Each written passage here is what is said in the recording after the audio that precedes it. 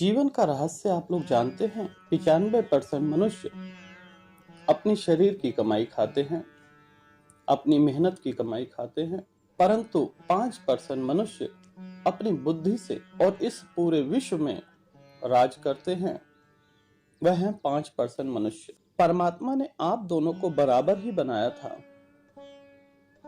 परंतु 95% मनुष्य मेहनत करता है और दूसरे के नीचे काम करता है, और वह 5% मनुष्य इस पूरे ब्रह्मांड पर राज करते हैं।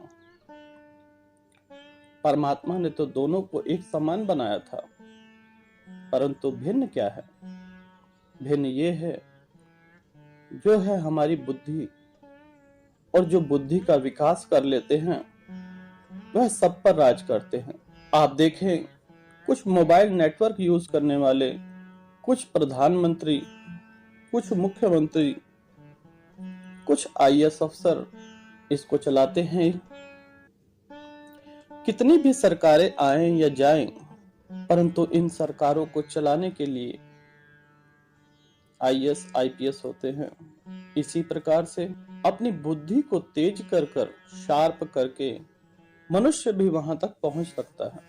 वह भी एक मनुष्य है जो 5% है, जो अपनी बुद्धि को तेज करके और 95% मनुष्य पर हावी हो जाते हैं। खाते वो भी यही हैं, पीते वो भी यही हैं, परंतु सोच का फर्क है।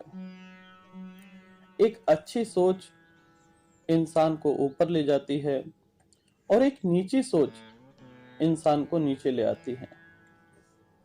जब बुद्धि का विकास होता है, जब दिमाग तेज होता है, तब आप 5% की श्रेणी में आ जाते हैं, 95% से उठ जाते हैं।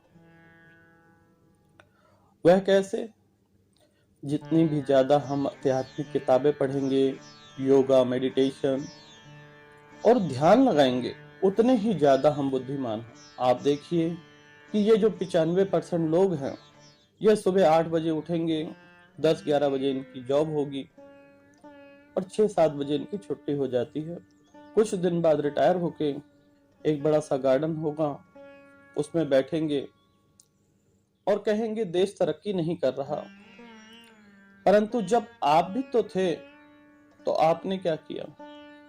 आज भी वही करते हैं, सपना वही है, परंतु उसको पूरा करने के लिए एक लक्ष्य नहीं है। जब तक आप कोई लक्ष्य नहीं हासिल करेंगे, तब तक आप वहां तक पहुंच नहीं सकते।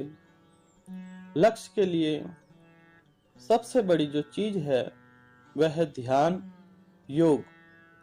योग से हम सब कुछ प्राप्त कर सकते हैं, परंतु योग को दर्शाया जाता है कि आप स्वस्थ रहिए।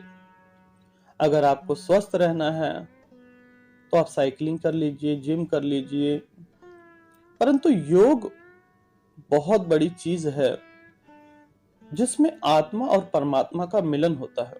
जब आत्मा और परमात्मा का मिलन हो जाता है, तब यह बुद्धि जो है यह बहुत शार्प हो जाती है। मैं कई योगियों के नाम नहीं लेना चाहूंगा, लेकिन उनकी बुद्धि का जो राज है वह योगा, मेडिटेशन और अच्छी पुस्तकें पढ़ना, सत्संग सुनना, इससे मनुष्य की बुद्धि का विकास होता है। अन्यथा अगर आप दिमाग में हमेशा कचरा ही भरा रहेगा, छोटी सोच रखेंगे, हीन भावना रखेंगे, आप ऊपर उठ ही नहीं पाएंगे। अब छोटी सोच वाला क्या करता है? बिजनेस को आपको आगे ले जाना है तो सोच ऊंची होनी चाहिए। आप अपनी जो सोच है अगर उसको नहीं बढ़ा सकते तो आप किसी भी कामयाबी को नहीं हासिल कर सकते। अब एक सज्जन केले की दुकान लगाते हैं, वहां पर एक व्यक्ति आता है और केले लेकर चला जाता है, और थोड़ी देर बाद आता है, कहता है ये केले नहीं लेने।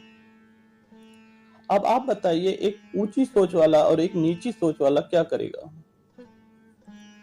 नीच सोच वाला कहेगा ये केले मैंने नहीं दिए, जो माल बिक गया वह वापस नहीं होगा।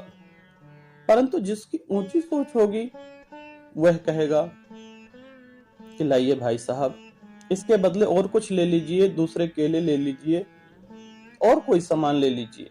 परंतु जो नीच भावना वाले हैं वह उलझ जाएंगे, परंतु उच्च सोच वाला व्यक्ति इसको बदल कर देगा या तो उसके पैसे वापस दे देगा। अब कारण क्या है? अगर छोटी भावना, नीच भावना रहेगी आपके अंदर तो वह बिजनेस टूट जाएगा।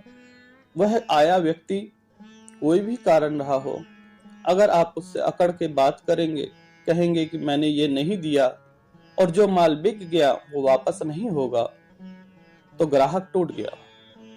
अगर आपने उसे बदल के दे दिया, थोड़े से पैसों का नुकसान होगा, परंतु संपूर्ण जीवन वह आपके साथ बंधा रहेगा और जब भी आएगा तो वह आपके साथ ही व्यापार करेगा।